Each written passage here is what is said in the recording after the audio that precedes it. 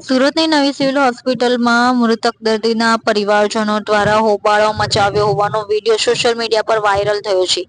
તબીબની બેદરકારીના કારણે દર્દીનું હોસ્પિટલમાં મોત નીપજ્યું હોવાના ગંભીર આરોપ પરિવારજનોએ રોષ વ્યક્ત કરી જણાવ્યા છે।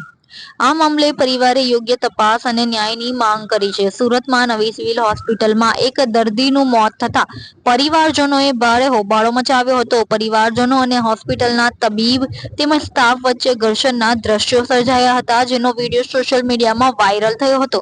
દર્દીને તકલીફ થતી હોવાનું વારંવાર જણાવવા છતાં તબીબો દ્વારા કોઈ પ્રકારની ભાળ લેવામાં ન આવતા તબીબની બેદરકારીના કારણે દર્દીનું મોત નીપજ્યું હોવાના ગંભીર આક્ષેપ પરિવારજનોએ કર્યા છે। પરિવારજનોએ હોસ્પિટલમાં હોબાળો મચાવતા હોસ્પિટલમાં થોડા સમય માટે અચંબાભરી સ્થિતિ સર્જાઈ હતી। આ ઘટનાનો દર્દીના સગા સંબંધીઓએ વિડીયો પણ બનાવ્યો હતો અને પરિવારજનોએ આ મામલે યોગ્ય તપાસ અને ન્યાયની માંગ કરી છે। ઘટનાને પગલે હોસ્પિટલના સિક્યોરિટી ગાર્ડ પણ જનરલ વોર્ડમાં દોડી આવ્યા હતા અને અંતે તમામે મામલો શાંત પાડ્યો હતો।